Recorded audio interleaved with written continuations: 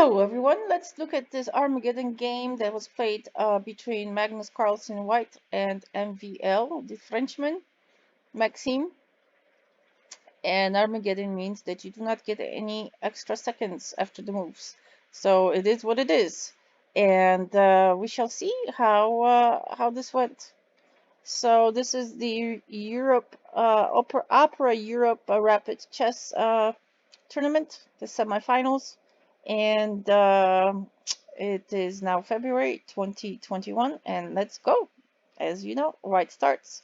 I will just be continuing and giving some commentary.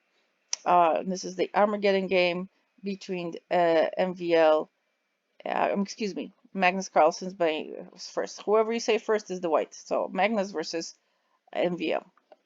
So we go with a D opening here. They call it the Grunfeld. And notice we are staring at the knight, so what will happen? He ignores this knight. Well, he doesn't take the knight. The black does not take white's knight. Their line saying that you should not be taking, it's not going to go favorably. So obviously at this level, that's what a grandmasters study is, what's the best line variation. I mean, it's very tempting, but why would not it be good? So if you follow through this and are at this level, you will realize why that would not be the best choice to take. But when you're starting out to play chess, you really just concentrate on having fun. And over time, you will be learning openings and will be learning which opening you prefer. And the higher rating you have, the more interested you're going to be in the openings, because you can never predict with players that you randomly play, for example, online, what is their favorite opening. So it's better just to think on your feet when you are seeing a situation than to truly understand each and every variation. I mean, one can try to go crazy in the beginning if you're trying to learn chess. All that has to be learned. So just have fun, learn some openings that are your favorites and stick with them. If you don't know an opening, just try to make the best decision in the moment that will give you an advantage of your piece will be improving. Okay, and it still be safe. You will be improving, and hopefully each move you make has to have a reason, and hopefully you are attacking and protecting. And there's always a move that can be done to do two things: to advance and to protect, like a double layered reason to move. Now, do not make any random move in chess. Again, you have to practice. Practice makes for perfect. And winning is great, but losing is actually learning in chess. You learn from your mistakes. You remember your mistakes sometimes a little bit more than your wins, and you're not gonna do that same mistake again. So basically, in the beginning, just have fun playing chess, and over time, learn openings. So here we go. We are now in the fianchetto situation with MVL staring at this central pawn. Again, it's about controlling the center. The more you control the center, the more power you have over the board to overpower your opponent. So it's usually a fight for the center. All right, so Carlsen moves up, and now again is attacking MVL's knight. So I'm just gonna refer to black and white so it's easier to listen. He moves back, and now he moves out his bishop, protecting this pawn, and also forging a way to go to this side. Obviously, look at the development here. It's a little bit more development here than with MVL's pieces. And he decides to castle instead of developing, but that's his choice.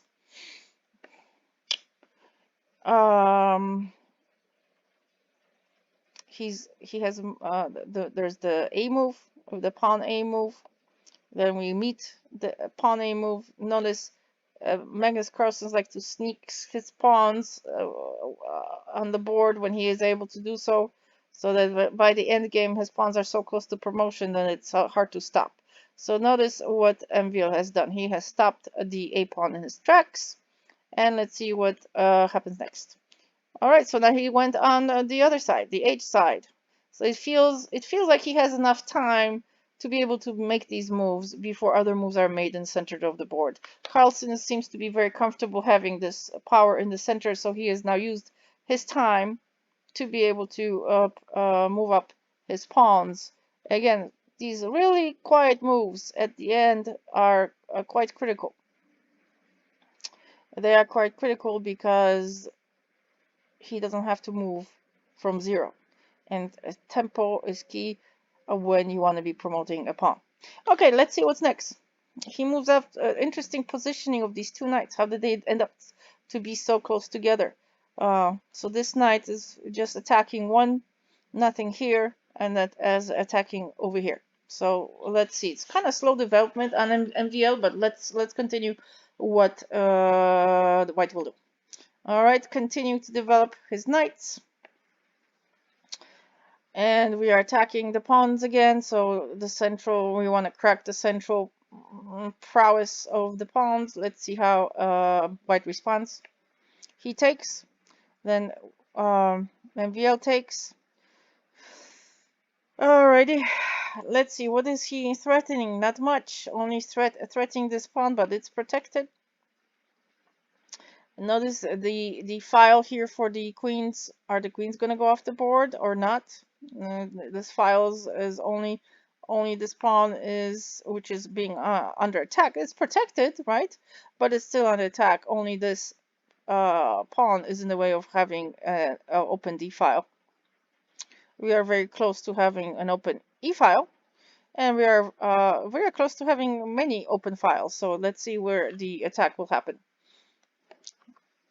All right, we moved up the bishop. We are developing the bishop.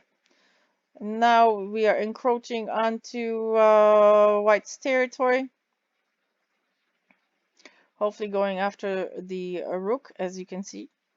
But Magnus foresees this and makes a move by moving the rook out of the way. All right, and what's next? The pawn is moved up.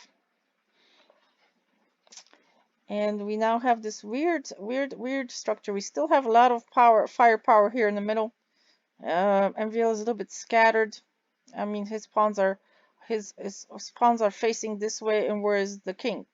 If the king castles queenside, well, that'll be good for MVL. But if the king castles kingside, then there's a lot more protection here. We'll see what Magnus does with his king. Ah, he has chosen to castle on the king side. Great. It is now.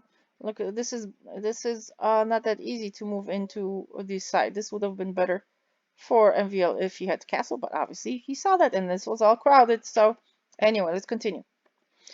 We are moving in with the knights, and the knight is attacking right here. This bishop. This bishop, what will it do? Will he be scared, or will he move, or will he do some counterattack? So he is moved out of the way.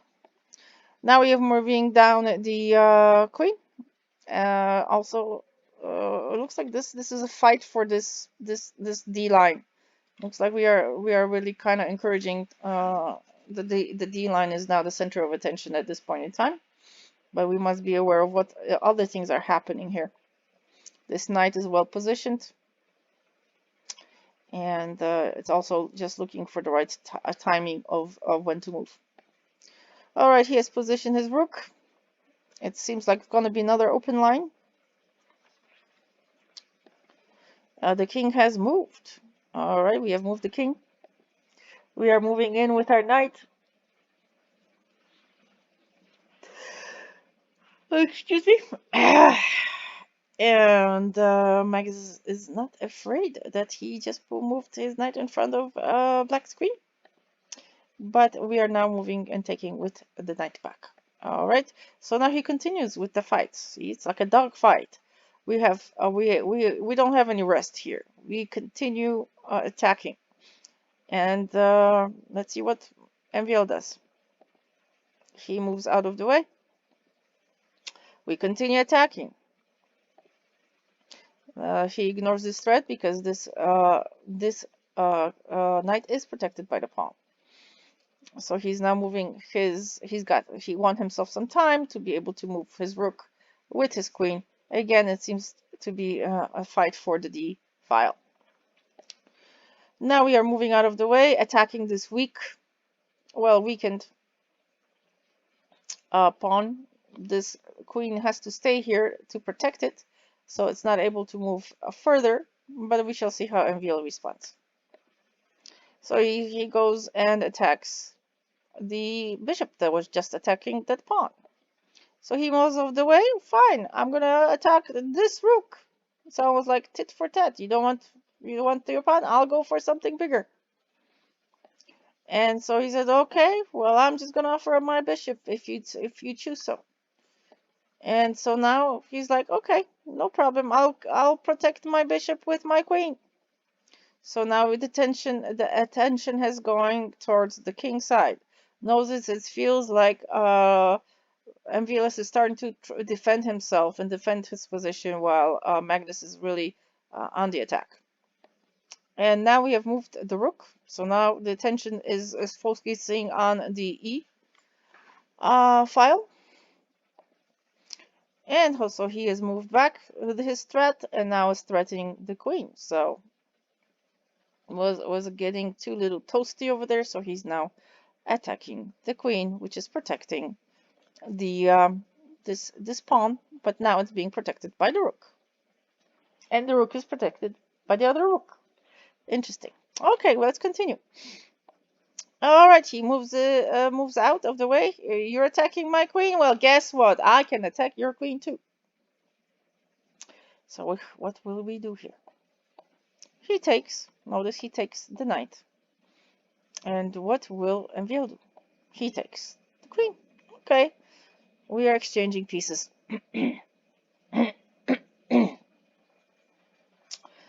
What's next? We are attacking the queen now. And by moving out the queen, we are attacking the bishop. It's kind of like, is it a pin? Is it what's more valuable to you? Okay, do you have a counter attack? So, wow, he is raging. Magnus is continuing on the attack. Every move is attacking move. There is no rest. No rest. No time to breathe. It is like going underwater and punching and punching and punching through. All right, so he moves out of the way, and also now out back to the 8 file.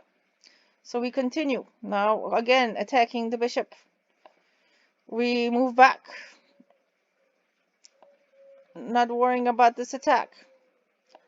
So now we continue back to the attacking the bishop. Remember, just a few moves ago there was an attack on this bishop on the g file. So we are now, Magnus is back to wanting to attack this bishop because it's so close to black's king. All right, so we block the white's bishop, but he takes. So MVL takes, and then takes, then we take, then we move back. Was this going to be a queen exchange or not? No, it's not. All right, we move back here to protect the king and move out of the way, and we move in. So now we are attacking this pawn, which is not really protected. Remember, each pawn is crucial and it's kind of far away to promote, but hey, endgame, we want as many pawns as possible. All right, so he's now protecting the pawn and attacking the rook.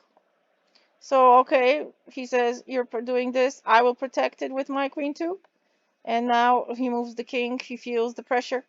Magnus moves up, attacking the queen, and he moves totally out of the way.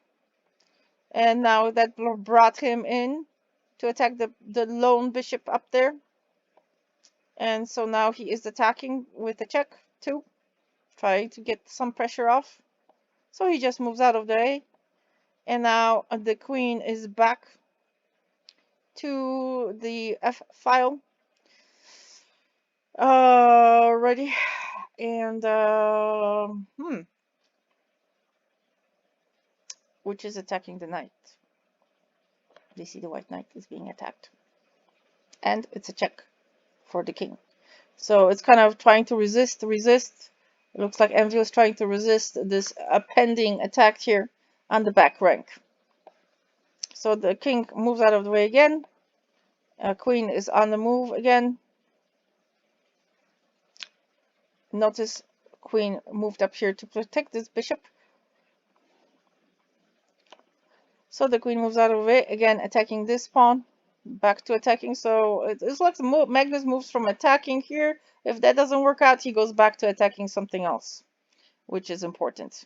So so now he goes back, MVL goes back to attack, protecting that pawn. So he's like, now I've got two pieces against this pawn, and this is where MVL resigns. Okay, so if you go through conclusion through this, see what you would have done. Would you have resigned? They're both very few it's like a little bit of a minute and 50 left for MVL and about 54 seconds left for Magnus. But at this point, MVL resigned. All right, see and follow it through what you would have done. And that's how it ended, Armageddon. So Magnus is going versus Wesley So for the finals. And then Radiabov is going to be playing against MVL for the third spot. So now it is So. Say it isn't so, but it is going to be so.